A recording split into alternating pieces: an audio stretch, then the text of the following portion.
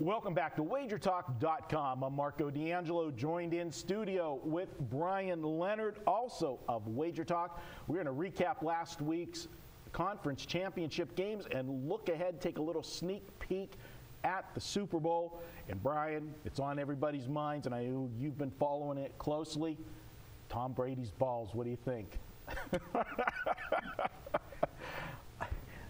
I think everybody does it, and nobody said anything. It's just New England has had such a bad reputation in the past and blowing it up. You know, I've had people that, you know, have asked on Twitter, will this affect the line and this and that?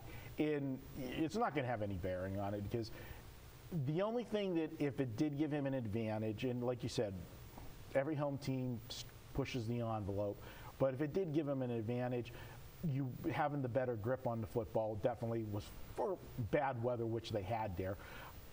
We never see bad weather in a Super Bowl, so it's going to be a moot point. No advantage or disadvantage by having a fully inflated ball for Tom Brady. And I think through his career he's done quite well when he's had to go with a fully inflated ball as well. Well, each offense gets their own balls, so every team has the opportunity to do it. So, yeah. Field goal kickers over the years, you know, work the balls over, you know, the way they want them, and it's just something to have a story about now. But looking at the games last week, let's start with Green Bay.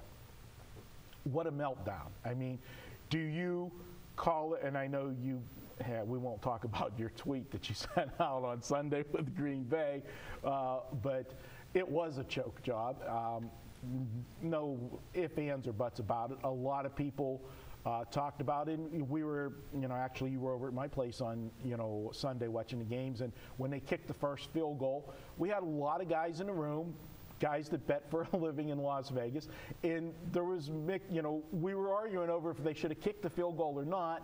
I'm old school. You're on the road. It's a nothing game.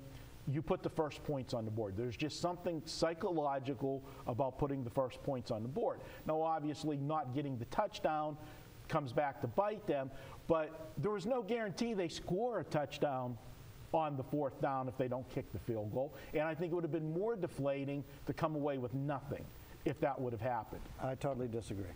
You usually do. If you play live betting, the worst thing is going to happen is you're going to have Seattle on their 1 yard line. Who has the advantage when Seattle is on the 1 yard line? Advantage Packers. If you are Seattle, what do you want Green Bay to do when they're down on your 1 yard line? If you could say, okay, we'll give you 3 points, or you can go for it on fourth down. Seattle would gladly say, I want you to go for the 3 points. Bad mistakes early on ended up costing Green Bay as the game progressed. I was really impressed by the way Green Bay played. I mean, Seattle didn't get to the quarterback often, didn't rattle the quarterback often, even though we talked originally that he wasn't going to be able to get out of the pocket and run. Green Bay played a great game. Green Bay is a great team. That's going to happen. Seattle looked terrible. But how many times, we saw this in the national championship game, how many times do you see a team with a -3 turnover margin win the game outright, regardless of how it came about? That's why teams have gone to the Super Bowl 2 years in a row. They find ways to win. We will see what happens. Russell Wilson had his worst game of his career, and yet when the chips were on the line, he made the plays he had to make in the fourth quarter and in those final drives to get the job done and, you know, pull out the victory. So, you know, you got to give them credit. You know, yeah, Green Bay, a lot of maybe some bad decisions, but still, even with all the bad decisions, the turnover, so many things had to go Seattle's way in those final couple minutes for them to get to where they were at, and they did it. Were they lucky? Yes, but they found a way to do it. Go back 2 weeks, New England, same deal against Baltimore. Yeah.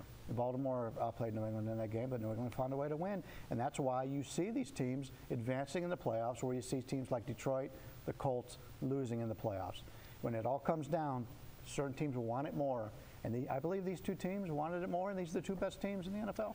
Moving to the other game, aside from, you know, the ball issue with New England, it was an absolute beatdown by the Patriots. I mean, I didn't play the first game. I played the second game. Same way, you were on New England in the second game. they just totally dominated. Indianapolis had absolutely no shot in that game, and I just didn't think Indianapolis would. Indianapolis, in my opinion, had the easiest road through the playoffs because of the division they were in, and then you catch a Cincinnati team that had multiple injuries, and then their offense was virtually cut to not. Andy Dalton against Indianapolis. Andy Dalton in the playoffs has been horrid to begin with, and then you take away all of his weapons. What do you expect is going to happen? And then you had a Peyton Manning that was, what, 60% of himself, if that? So you got to look at it and say, this is a team, if you look beyond, they beat Cincinnati, they beat Denver, and they're a live dog. No, they did it with smoke and mirrors. Well, we can all say that after the fact. I was on Baltimore when they played New England. I was on New England last week when they played the Colts. And the reason being, Baltimore matches up really well. It's a boxing term, it makes the fight.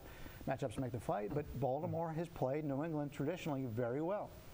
New England has crushed Indianapolis since Andrew Luck has been there, even probably back when Oliver Luck was playing in the NFL. Referencing a former video that you made fun of me once again. You've been making fun of me a lot lately. Well, when I have an opening, I got to take it. You knock a guy out of a contest for $30,000 and he holds a grudge. Yes, he does. But it's all matchups. Now, obviously, Seattle and New England don't play each other very often, so it's totally different. But yeah, going into that, I kind of saw that coming, and it made a lot of sense. But people are making a big deal about New England winning that game. In reality, as you pointed out, the matchup wasn't good for the Colts. The Colts have been very good to both of us over the last couple of years. I mean, nobody's wanted them. The pros haven't wanted them. We made a lot of money on them. But it's all a matchup situation. Positive matchup last week for New England. Negative matchup the week before. Now we see what happens when we go to the Super Bowl. These teams haven't played each other very often. Last question I'm going to give you before we wrap this video up. And when you were talking about me holding the grudge and everything and I taking shots at you, I just started, I don't know if you noticed, I started to smile a little bit there. I missed out on the best practical joke that I could have had whenever I gave you your shirts. The other day, I should have had bridesmaid put on the back for your name. Is my name on the back? No, but I should have put bridesmaid. See, now if I was under a place that had thought more of me, King of Cappers would probably have worked fine. Yeah, King of Crappers. Can't win with you. Which way do you think this line's going? Well, I was actually out to dinner the other day. I was talking to an assistant sportsbook guy, and he thought that New England was going to close anywhere from 2 to 2.5. It's interesting. Right now, I checked one of your favorite sites on the way over here, and 76% of the bets are coming in on the Patriots. Now, normally, and I've talked to people in the gaming industry, there's a lot more tickets written right now on New England, but the bigger bets have been on Seattle. Which public handicaps, the general public handicaps with their eyes. And their eyes saw one team have a blowout and one team get lucky. That's the perception they're going to have. So it doesn't surprise me that all of the tickets are coming that way, and that's what I would expect. Yeah, I don't think it will get up to 3, but I would consider more money coming in on New England here. And yeah, as you pointed out, they looked really good. Seattle looked really bad. And this is the one game where the public money overshadows wise guy money in Las Vegas and offshore. So yeah, if you like Seattle, don't be in a hurry. If you like New England, I mean, they're dead numbers anyway. Right. We're not even. The worst part about this whole thing, about where the line is, Vegas will not set any records this year because people won't be able to play the money line. Mm-hmm. Whereas normally you see a lot of that. People go in and play the dog on the money line for the big payoff. The wise guys come in, play the favorite on the money line at the reduced line. There's going to be a lot of money missing out of the pot this year. All right. Well, that's it for our sneak peek to next week. We got one more video for you. We're going to take a look at prepping for the Super Bowl props. Props become a big part of the Super Bowl. We'll talk about that next. WagerTalk.com.